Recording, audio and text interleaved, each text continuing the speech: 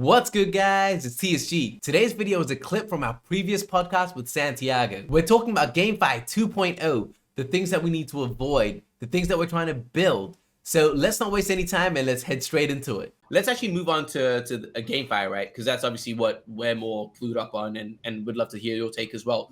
So obviously with the rise and fall of GameFi V1, with GameFi V2 coming out, like V1 meaning actually pretty much, like that's probably the pinnacle of V1 GameFi.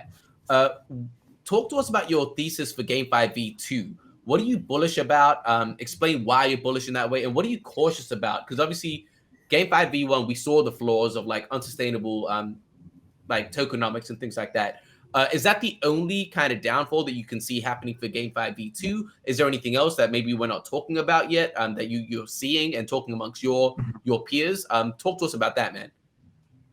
Yeah, I think I would say that GameFi 1.0 is more like Axie type, which even the team there has like openly been like, hey, there's been issues with creating a sustainable in-game economy, and so ultimately you have to rework it and say, no, actually, we have to create really immersive games that attract spenders, not just earners or people that want to speculate and earn. And so I think I was just talking to a founder that is building a really interesting game. He's self-funded it himself, and he's working with like brands to incentivize people to, like, in their particular place, go to a particular restaurant or place, and then you earn some rewards, like kind of like a version of Pokemon Go.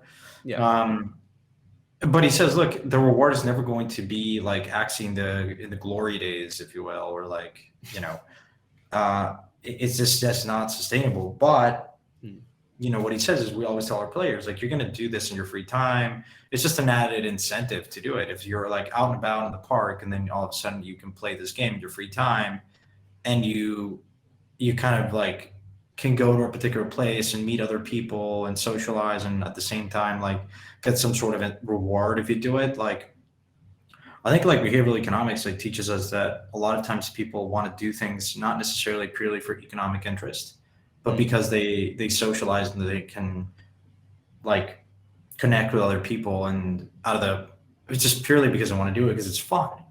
Yeah. And I think we are going to have to move more in that direction, and successful games are going to have to, one, be actually games, i.e., would you play this even if there's no reward? Yes. And that to me is a game. If you're not there, then you're not a game. You're something else. Yeah. And so, yeah, I think that's what I'm looking at. And more so, I think like there will be a game out there that is going to capture not just one, it's going to capture a lot of attention, and a lot of users are going to draw and start playing the game, but then layer on top of that other services to the users that are just playing the game and spending, 30, 40, 50 minutes a day. Then, you have a lot of attention and time, and then how you can really do other interesting stuff around that. Like we just done. And so that's kind of how I see it. Yeah.